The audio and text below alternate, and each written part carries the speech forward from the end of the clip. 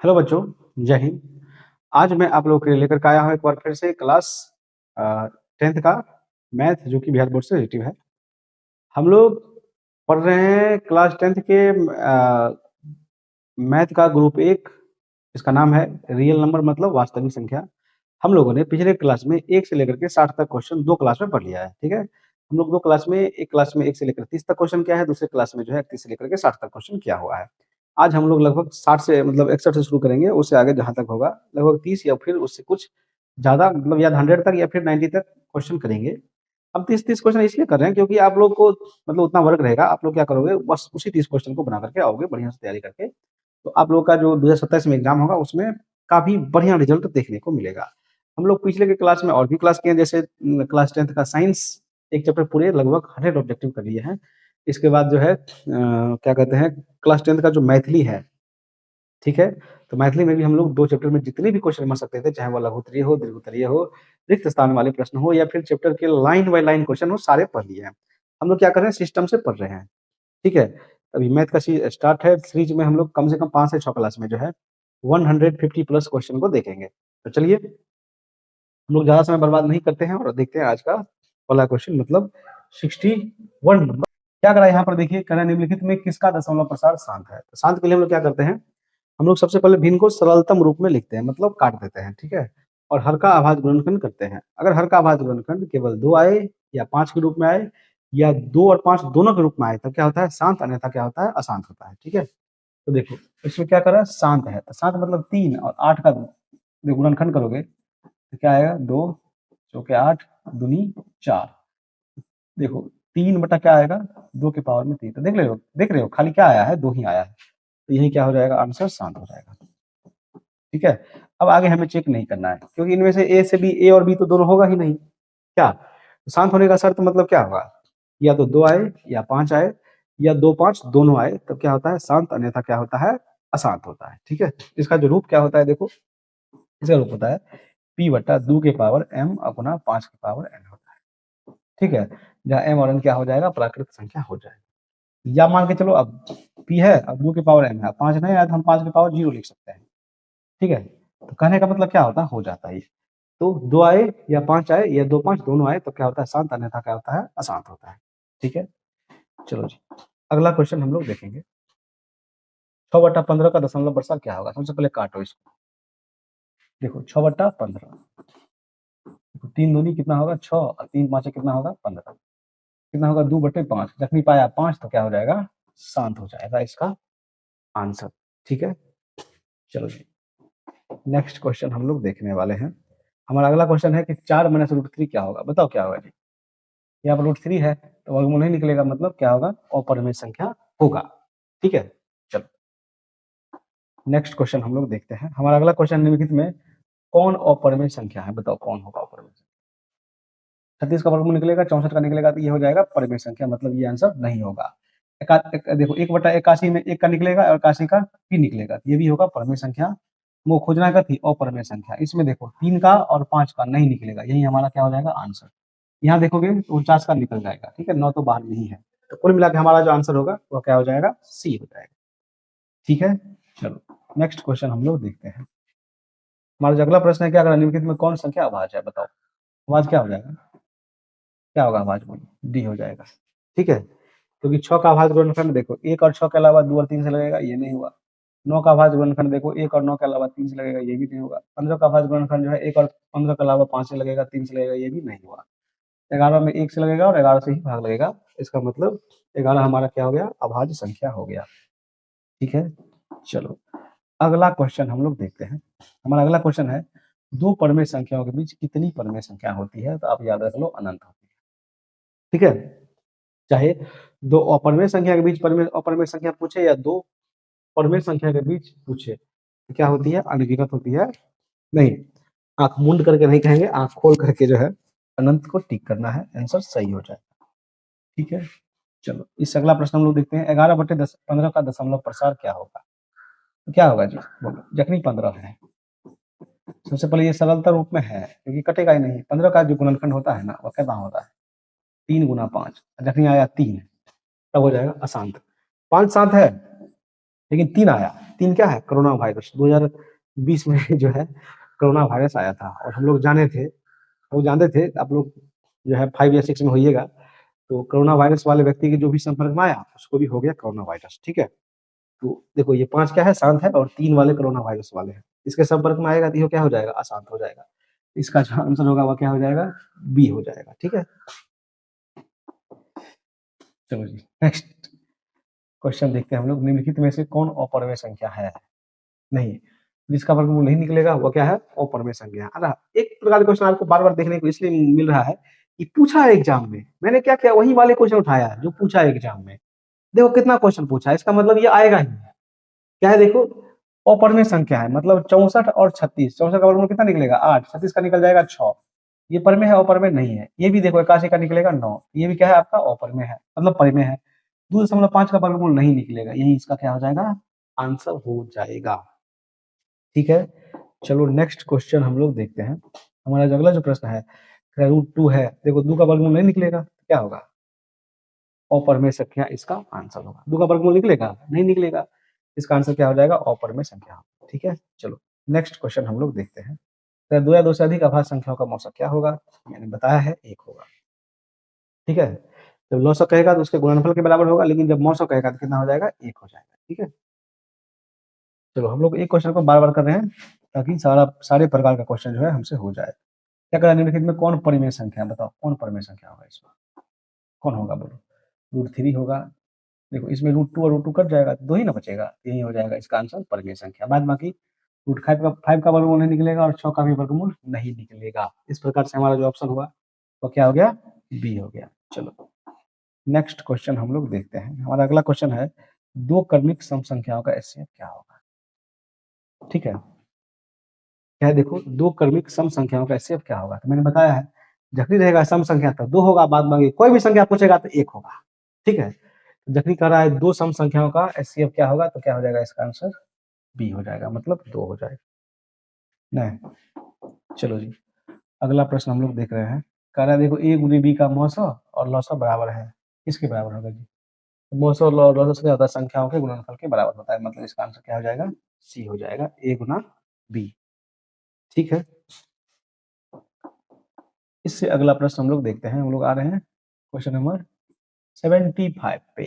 देखो ये बहुत सुंदर क्वेश्चन है। क्या कह रहा है? यूक्लिड विभाजन एल्गोरिथम किसे प्रकटित करने का तकनीक है? ये सूत्र है, इसे आप लोग याद रखोगे, ये क्या हो जाएगा? मॉसो हो जाएगा।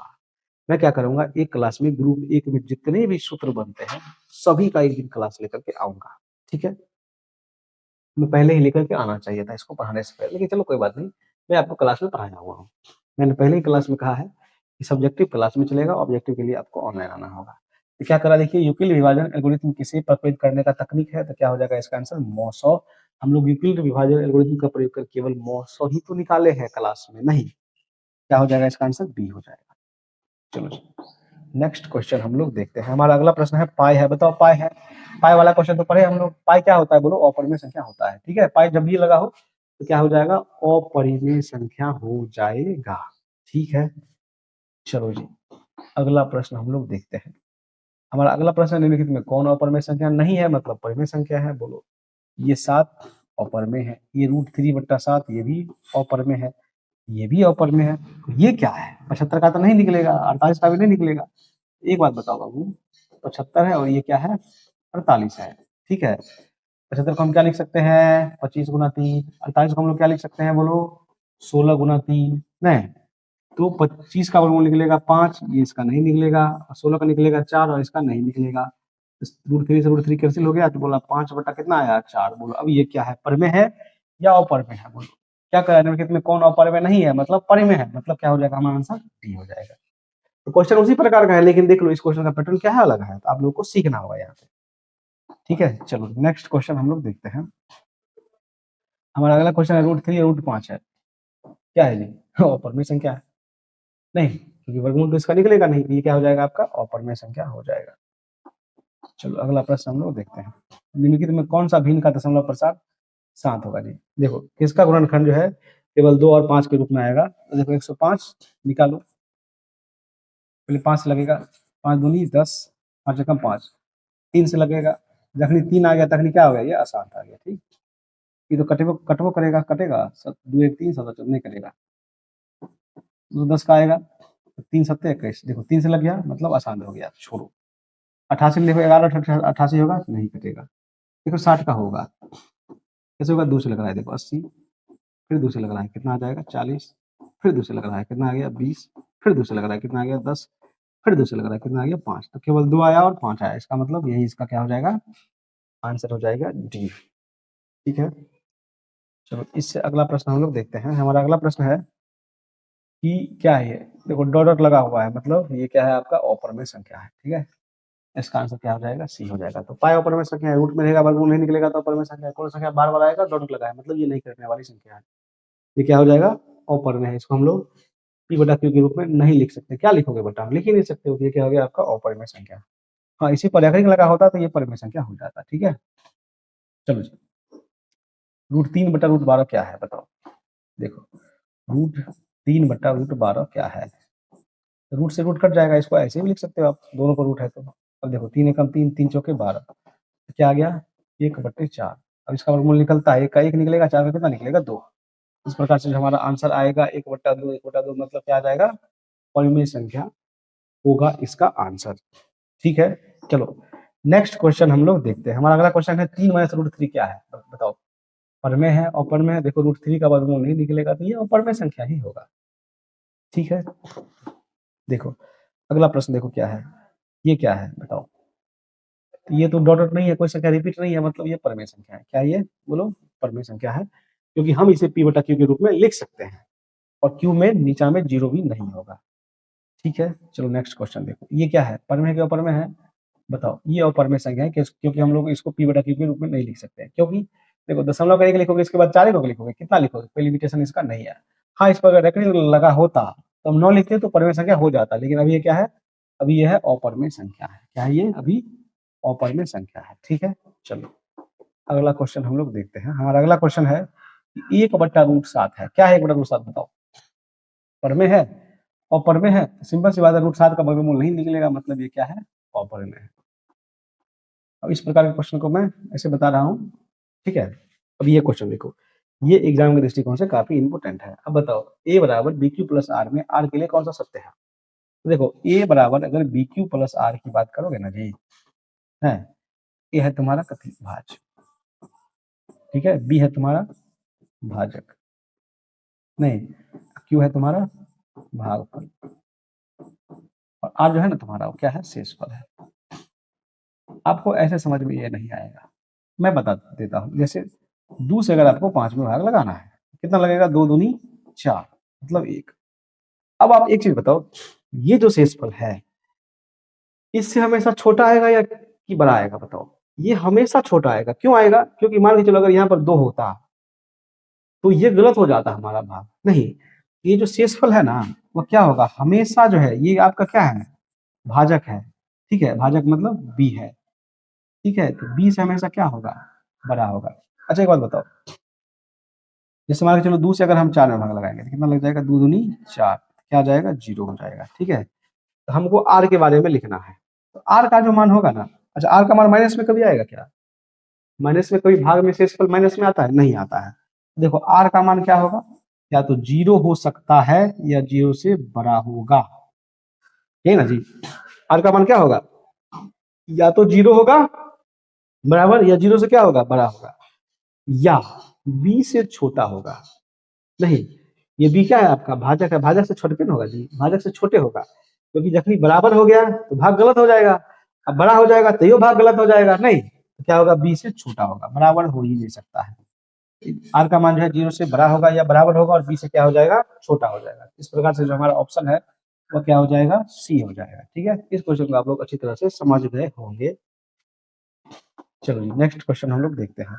हमारा अगला प्रश्न है 5√2 है, क्या है बताओ। बार बार ये क्वेश्चन आ रहा है क्योंकि बार बार ये पूछा गया है। क्या हो जाएगा इसका आंसर, अपरमेय संख्या। देख रहे हो हर बार क्वेश्चन नया है, कुछ चेंजिंग हो रहा है, नंबर में चेंजिंग हो रहा है। ठीक है, प्रत्येक साल के हिसाब से पूछा गया है। यहाँ पर देख लो मैंने क्या किया, जिस साल में जितना क्वेश्चन पूछा गया है उसको निकाल लिया और पीपीटी बना लिया है। देखो अब यहाँ पर क्वेश्चन है 5.237 क्या है, तो बोलो क्या है ये, क्या है, क्या है, रेकरिंग नहीं लगा है, लगा भी होता तो ये परमेय संख्या होता, डॉट डॉट नहीं लगा हुआ है, इसका मतलब परमेय संख्या है। क्यों है परमेय संख्या? क्योंकि हम इसे P बट्टा Q के रूप में लिख सकते हैं। ठीक है, चलो नेक्स्ट क्वेश्चन हम लोग देखते हैं। हमारा अगला प्रश्न है, निम्न संख्याओं में कौन सा विजातीय संख्या है? विजातीय मतलब क्या होगा, इसको देखो, ये है 2/3, इसका वर्गमूल निकालोगे 5 बट्टा क्या आएगा 7, ये क्या है √11, ये क्या है 7/3, यही होगा इसका आंसर।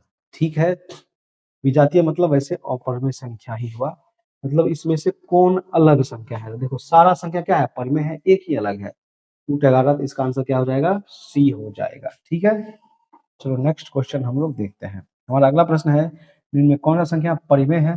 कितना पूछा है परिमेय अपरिमेय। देखो पाई होता है अपरिमेय संख्या, पाई होता है ना अपरिमेय संख्या, तो ये परिमेय नहीं हुआ, √7 का वर्गमूल नहीं मिलेगा, ये भी नहीं हुआ।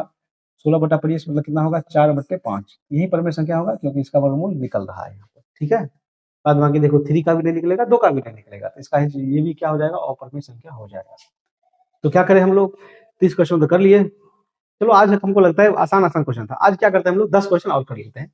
नहीं 90 को आज हम लोग 100 तक पूरा ही देते हैं। चलो 100 तक पूरा लो उसको। नहीं देखो क्या है, निम्न में कौन अलग है, अलग कह रहा है, फिर देखो अलग कौन होगा यहाँ पर। 3/5 है, 16/4 का मतलब क्या आएगा, 4/2 आ जाएगा।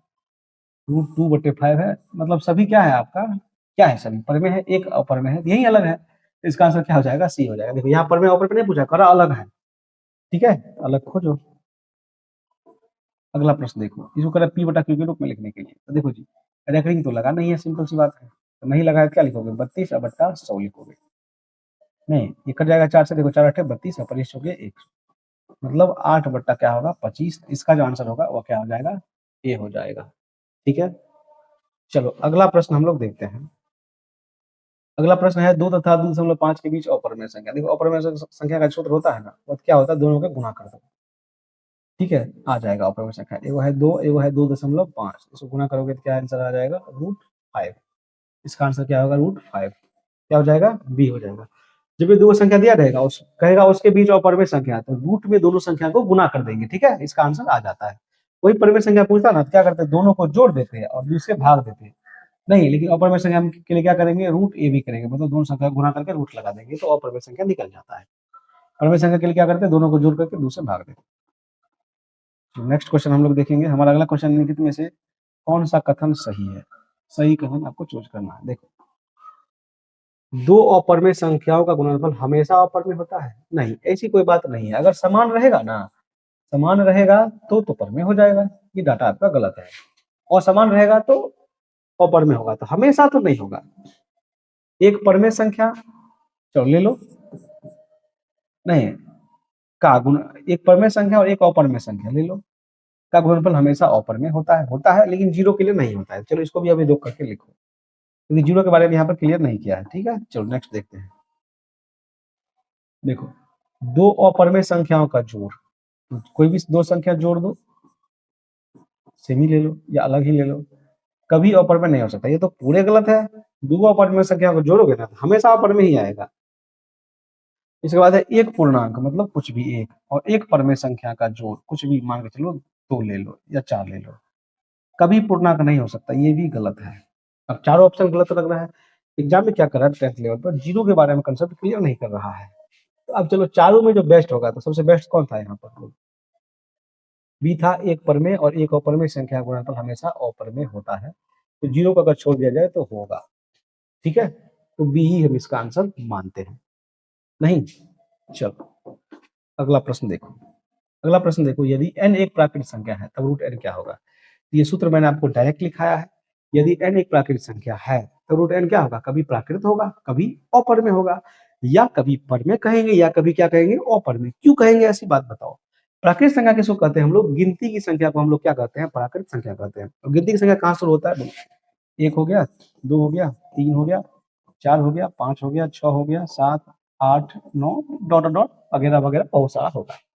अब √n की बात कर रहा है, ये n है, रूट लगाओगे, यहाँ लगा दो, सोचो समझो। ठीक है, देखो रूट लगा दो, 1 का वर्गमूल 1, 2 का वर्गमूल नहीं निकलेगा, 3 का वर्गमूल भी नहीं निकलेगा, 4 का वर्गमूल आ जाएगा, फिर 2, फिर 5 का नहीं निकलेगा, फिर 6 का नहीं निकलेगा, फिर 7 का नहीं निकलेगा, फिर 8 का नहीं निकलेगा, फिर 9 का वर्गमूल निकल जाएगा 3। तो आप लोगों ने क्या देखा, कभी इसका वर्गमूल तो प्राकृत संख्या आ रहा है या परमेय संख्या भी कह सकते हैं, कभी नहीं निकल रहा है मतलब अपरमेय संख्या है। तो कहने का मतलब क्या, कभी परमेय होगा कभी अपरमेय होगा। तो देखो आंसर क्या होगा, हमेशा प्राकृत संख्या नहीं, हमेशा अपरमेय संख्या नहीं, हमेशा परमेय नहीं, कभी प्राकृत संख्या कभी अपरमेय संख्या। इसका आंसर क्या हो जाएगा बोलो, डी हो जाएगा। चलो हम लोग देखते हैं 96 नंबर क्वेश्चन। ये क्वेश्चन क्या कर रहा है, सो देखो कर रहा है यदि प्रथम 13,986 अभाज्य संख्याओं का योग n है तो n हमेशा भाज्य होगा। ठीक है, देखिए ये बड़ा सुंदर क्वेश्चन है। नहीं देखो क्या है, ये क्वेश्चन 2018 में पूछा गया था। ये क्या है, सबसे पहले 13,986 है, इतना अभाज्य संख्या को जोड़ेंगे तो कह रहा है ये किससे भाज्य होगा। अब सोचो यहाँ पर अभाज्य संख्या कहाँ से होता है, देखो 2 से होता है, 3 से होता है, 5, 7, 11, 13, इसके बाद क्या होगा 17 से कहाँ तक जाएगा, ये 13,986। ये 13,986 तक नहीं जाएगा, ये संख्या है, ये क्या है, संख्या है। ठीक है, आप लोग एक बात याद रखो कि कभी भी दो को विषम संख्या को जोड़ते हैं तो क्या आता है, सम आता है। क्या आता है, सम आता है। और ये जो लास्ट है ना 13,986, ये क्या है, आपका सम है। ये क्या है, सम है। इसका मतलब सम जोड़ होगा। तो देखो यहाँ पर दो संख्या लेंगे और एक दो है। एक चीज आपको समझना होगा कि जब हम विषम में सम जोड़ते हैं तो ये आता है हमेशा विषम। ठीक है, और विषम में विषम जोड़ते हैं तो हमेशा क्या आता है, सम आता है। क्या आता है, सम आता है। क्या सोचना है आपको, फिर से समझो एक बार। कोई भी संख्या विषम ले लो और एक तो दो होगा ही सम, अगर उसमें सम जोड़ेंगे तो ये आएगा विषम। ठीक है, और कोई भी विषम संख्या ले लो, चाहे 3 ले लो या 11 ले लो, ये क्या आएगा, हमेशा सम आएगा। लेकिन ये संख्या क्या है, अब गौर से देखोगे तो 2 इसमें सम है, इसके अलावा कोई भी इसमें सम नहीं होगा, सभी क्या हो जाएगा, विषम हो जाएगा। ठीक है, तो 2 को छोड़ दिए तो 13,986 में से अगर एक घटाओगे तो कितना बचेगा, 13,985, मतलब विषम बचेगा। क्या बचेगा, विषम बचेगा। और विषम में, अब विषम में कभी भी कोई भी संख्या ले लो ना, सम जोड़ोगे तो क्या होगा, हमेशा आएगा विषम आएगा। क्या आएगा, हमेशा विषम आएगा। तो एंड क्या होगा, विषम में कभी भी 6 से भाग लगेगा, संभव ही नहीं है।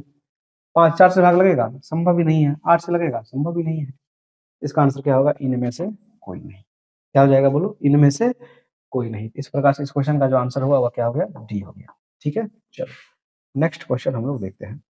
क्या कर रहा है ये क्वेश्चन, देखो कर रहा है कि x, क्या यहाँ पर x के पावर n है, प्लस 1 का गुणक क्या है, यहाँ पर देखो x प्लस 1। गुणक परमेय का, गुणक का मतलब क्या होता है, इससे इसमें भाग लग जाएगा।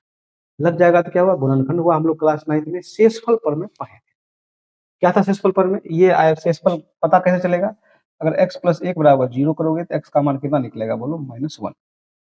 इसका मतलब गुणक है, मतलब गुणनखंड है, मतलब क्या कि इससे यहाँ में हम x के बदले -1 रखेंगे, अगर 0 आ गया तभी गुणनखंड होगा, 0 नहीं आएगा तो गुणनखंड नहीं होगा। ठीक है, यहाँ पर हम -1 रखते हैं। पावर n है, n क्या होता है, प्राकृत संख्या होता है। तो प्राकृत संख्या क्या किसे कहते हैं, गिनती की संख्या कहते हैं, मतलब 1 से शुरू होगा। यहाँ पर 1 रखेंगे प्लस 1, तो देखो क्या आएगा, -1 और प्लस 1, तो क्या आ गया, ये 0 आ गया। मतलब क्या, 1 रखे तो क्या आ गया, 0। ठीक है, अब 2 रखो, 2 रखे तो ये माइनस का पावर में अगर सम रहेगा तो प्लस हो जाएगा। प्लस कितना हो गया, यहाँ पर 2 हो गया। तो ये देखो 0 नहीं आया, मतलब ये नहीं होगा। ठीक है, और देखो -1 के पावर अगर 3 रखेंगे और प्लस 1 करेंगे तो फिर -1 होगा, और -1 क्या आ गया, 0 हो गया। फिर इस पर 4 रखो, प्लस 1 करो, तो देखो 1 प्लस 1 कितना आ गया, फिर 2 आ जाएगा, मतलब ये भी नहीं होगा। कुल मिला करके देखो -1 के पावर में अगर हम 5 करें और यहाँ क्या रखें, 1 रखें, -1 का पावर 5 करेंगे तो -1 होगा, प्लस में 1 होगा, क्या होगा, 0। तो जब 0 होगा तभी उसका गुणनखंड होगा। होगा ना जी, जब जब 0 आएगा तब तक क्या होगा, गुणनखंड होगा। तो जब 0 आया है तो n का मान हम क्या लिए, सो देखो 1 लिए हैं, 3 पर 0 आया है और 5 पर 0 आया है। 1 3 5, 1 3 5 पर आया है 0, और जब हम लिए हैं 2, जब हम लिए हैं 4 तो नहीं आया है 0, कितना आ गया है, 2। तो जब 0 आता है तभी ना गुणनखंड होता है। इसका मतलब n क्या है बोलो, क्या क्या कर रहा है, n निश्चित रूप से क्या है, n तो हमारा विषम संख्या है। क्या है n बोलो, n हमारा विषम संख्या है। इस प्रकार से जो हमारा आंसर होगा वह क्या हो जाएगा, ए हो जाएगा। ठीक है, एक संख्या रेखा पर प्रत्येक बिंदु प्रदर्शित करता है। तो देखो संख्या रेखा पर जो है ना, हम किसी भी संख्या को प्रदर्शित कर सकते हैं, किसी भी संख्या को। संख्या रेखा पर हम किसी भी संख्या को प्रदर्शित कर सकते हैं, ठीक है। तो इसका आंसर क्या आ जाएगा, वास्तविक संख्या। और वास्तविक संख्या में सब कुछ आ जाता है, चाहे परमेय हो, अपरमेय हो, प्राकृत हो, फलाना हो, ढिमकाना, सब हो जाएगा, ठीक है। क्योंकि संख्या होता ही दो प्रकार का, वास्तविक और काल्पनिक। नहीं, काल्पनिक किसको कहते हैं, रूट में माइनस लगा हुआ हो तो उसे क्या कहते हैं हम लोग, काल्पनिक। बाद में दुनिया में जितना संख्या है सब क्या है, वास्तविक संख्या है। और संख्या रेखा पर काल्पनिक को छोड़ करके हर संख्या को प्रदर्शित कर सकते हैं हम लोग। इसका आंसर क्या आ जाएगा, ए आ जाएगा, ठीक है। चलो नेक्स्ट क्वेश्चन का आंसर हम लोग देखते हैं। हमारा अगला प्रश्न है, निम्नलिखित में कौन सा भिन्न का दशमलव प्रसार शांत है, बताओ। शांत खोजना है आपको। 700 में देखो 7 तो अबे करेगा, अशांत। 21 में देखो 3 7 21 तो अबे करेगा, अशांत। इसमें देख लो 343 है, ये डाटा ठीक ठाक है। 343 है और बट्टा में क्या है, 2 की पावर है 3, 5 का पावर कितना है, 3 है, यही शांत। नहीं जी, नहीं जी, नहीं जी, 7 का पावर 3 है। अच्छा एक बात बताओ, 7 को अगर 3 बार गुना करोगे तो क्या आएगा, 7 सत्ते 49, 49 सत्ते होता है 343, कितना होता है 49 सत्ते 343। तो कहने का मतलब ये और ये तो कट जाएगा, हमारे पास तो यही ना बचेगा जी। ये क्या हो जाएगा आपका, शांत हो जाएगा। इसका आंसर क्या हो जाएगा बोलो, सी हो जाएगा, ठीक है। चलो नेक्स्ट क्वेश्चन हम लोग देखते हैं। हमारा अगला प्रश्न है कि सबसे छोटी पूर्ण वर्ग संख्या क्या होता है जी, जो 16 20 तथा 24 प्रत्येक से भाज्य हो। तो भाज्य हो मतलब क्या, आप सबसे पहले इसका एलसीएम निकाल लो। भाज्य का मतलब यही हुआ, 4 से लगेगा डायरेक्ट, 4 चौके 16, 4 पंचे 20, 4 छक 24। फिर दूसरे भी लगा सकते हो, 2 दूनी 4, 5 दूतिया 6, कितना होगा, 4 दूनी 8, पंचे 40, 79 80 तिया 38 24। लेकिन यहाँ पर एक चीज क्लियर करना है, क्या कह रहा है, पूर्ण वर्ग संख्या। तो या तो 240 होना चाहिए या इसी का क्या होगा, गुणज होगा। अब इसमें आप भाग लगा के देख लो, ये तो पूर्ण वर्ग संख्या सबसे पहले है ही नहीं, ये भी पूर्ण वर्ग संख्या नहीं है। पूर्ण वर्ग संख्या मतलब जिसका पूरा पूरा वर्गमूल निकल जाए। तो यहाँ पर दो संख्या है, 1600 है और कितना है, 3600 है। अब 240 से 1600 भाग लग जाएगा तो आंसर 1600 हो जाएगा, 3600 में लगेगा तो 1600 3600 होगा। लेकिन दोनों में भी अगर जो लग जाएगा तो जो छोटा होगा वही आंसर होगा। सबसे पहले हम लोग क्या करते हैं, 1600 में भाग लगा करके देखते हैं, ठीक है। 2 से 2 कटेगा, 8 से काटो, 8 दूनी 16, 8 त्रिक 24, देखो नहीं कटाइए। इसका मतलब ये भी पूर्ण वर्ग संख्या तो है नहीं, लेकिन 240 से भाग नहीं लग रहा है। इसका मतलब क्या हुआ, 16 20 और 24 से भी भाग नहीं लगेगा। हम लोग 3600 में भाग दे करके देख लेते हैं, ठीक है। 0 से 0 कटा, नहीं ये कितना कट गया, 4 से 4 नमा 36 और 4 छक 24, ये भी कट जाएगा, 15 छके 90, ये पूरे पूरे कट गया। इसका आंसर क्या हो जाएगा, डी हो जाएगा, ठीक है। देखो इस प्रकार से आज हम लोगों ने अक्षर से लेकर के 100 तक 40 प्रश्न किए। जय हिंद।